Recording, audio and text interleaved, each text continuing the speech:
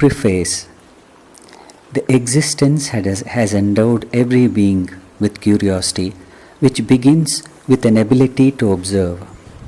This curiosity has been responsible for the learning process, either for survival or for gaining knowledge for overall development.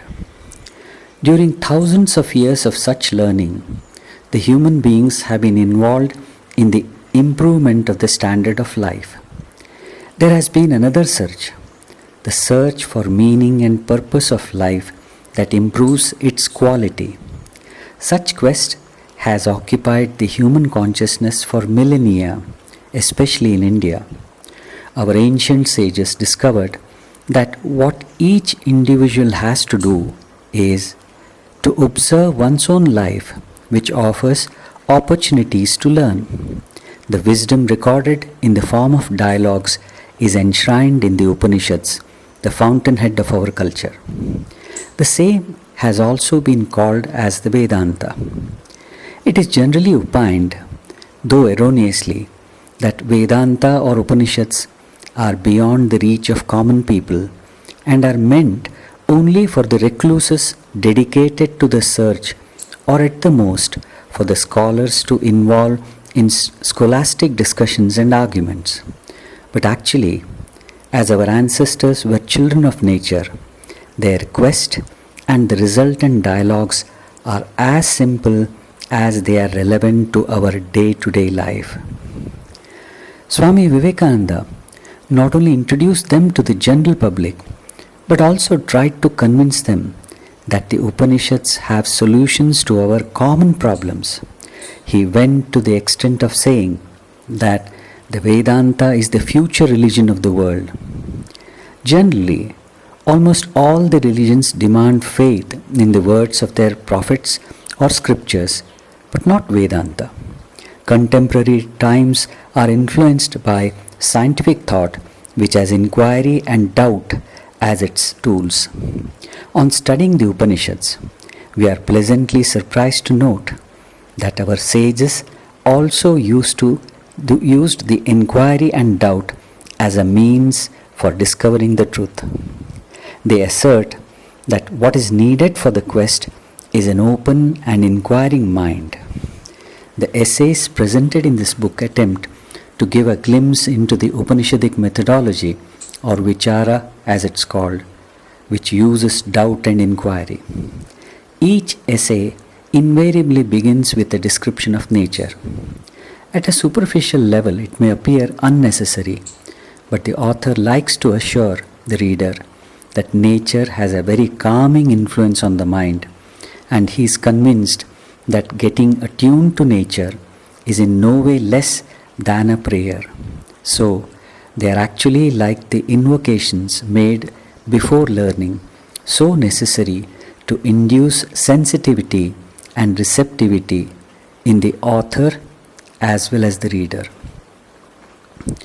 A stream needs only pretense to change its direction or course.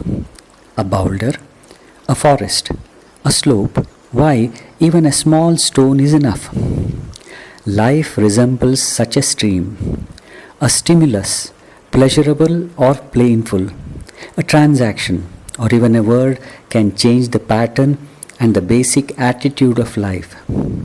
Many have been the sources of inspiration to the author in having the insights into spirituality. Sri B. Ram Mohan Rao, author's cousin, had a great influence on his life, as it was he who introduced him to the teachings of Sri Ramakrishna Paramahamsa and his great disciple, Swami Vivekananda. Subsequently, Swami Ranganathananda, the then president of Ramakrishna Mutt, Secunderabad, introduced him to Upanishads and also to an alternate way of life. The unknown, experienced wise, whom he had the privilege to meet on the banks of the Narmada, had a lasting impression on his psyche, which changed the course of his life. The dialogues and sometimes even arguments with Professor A. Satyanarayan Shastri taught him the methodology of Vichara and the lofty insights contained in the Upanishads, as well as the other Vedantic texts like the Yoga Vasishta. Sri Lakshmi Nivasji Jhunjhunwala, Chairman of Ramarpan Educational Society and Chairman Emeritus LNJ Bhilwara Group, gave freedom to the author to devote time for serious study, writing and experience while working for the Vidyalaya at Hurda, and who was instrumental not only in getting the wisdom of Vasishta published, but also in getting it released by His Excellency Dr. APJ Abdul Kalam, the former President of India, at Rashtrapati Bhavan on October 18, 2004.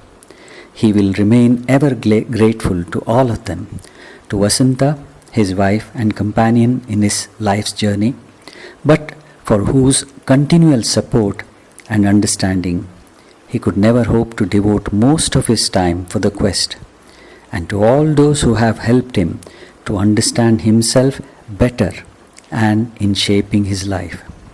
The author is grateful to late Professor A. Satyanarayana Shastri, who passed away in January 2004, and to Swami Ranganathananji, the President of Sri Ramakrishna Mutt and Ramakrishna Mission, who left his mortal coil in the last week of April 2005, both of whom continue to inspire him.